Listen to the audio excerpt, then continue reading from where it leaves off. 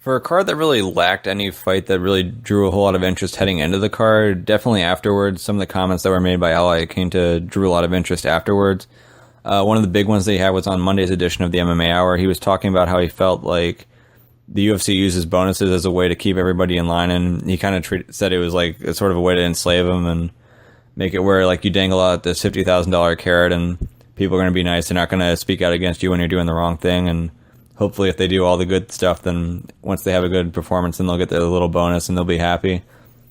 He talked about a lot of the wins that he's had, a lot of wins he's had by knockout where he doesn't get the knockout of the night bonus. If we're looking specifically at this event, whether or not it was fair that he didn't get the knockout of the night bonus, he had a great knockout, but you're not going to, if you're looking at fight of the night, his fight with Diego was not fight of the night, so you're already cutting him out of half of them. The way that Perry put out Ellenberger, that's a knockout of the year candidate, so you're not going to put him over that. And really, there were some other good finishes on the card. For him not to get it, I don't know whether they had decided, hey, Iaquinta deserved a bonus here, but you know what, fuck him, we're not going to give it to him, or whether they just felt that the other options were better and that's what they chose. So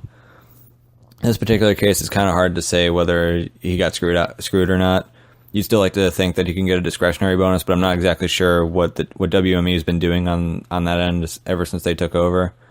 It doesn't sound like they've been giving out discretionary bonuses as much, so for him not to get one isn't really all that surprising. It doesn't necessarily mean that he's in the doghouse, so that you'd have to imagine with the way he talks, he probably is in the doghouse anyway. But this idea that the UFC uses these bonuses to keep people in line, I don't know that I buy it. I think anytime you have an employer, whether there's a bonus structure or not, like it's always going to be easier if you stay in line and kind of work with what they want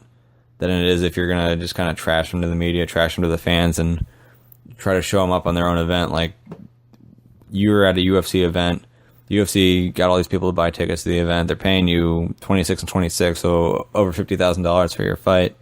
and you go out on the mic and you're trashing them and saying that you don't like how they run their business. That's, you can see why something like that would frustrate them, whether they're going to withhold a bonus from you or whether they're going to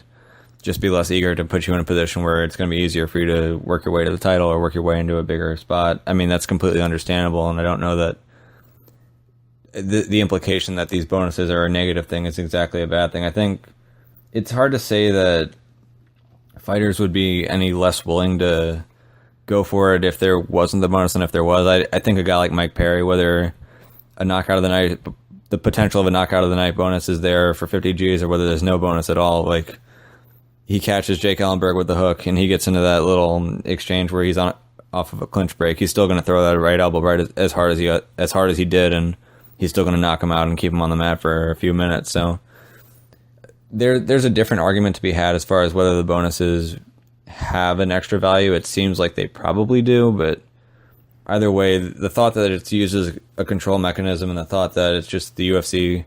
finding a way to keep everyone in line, I don't buy that. You're always going to have people at any company where they're kind of keeping their thoughts and they're keeping their actions in line with what the brass likes, and there's always going to be people who don't really agree with it and who are going to fight against it. So, what can you really do?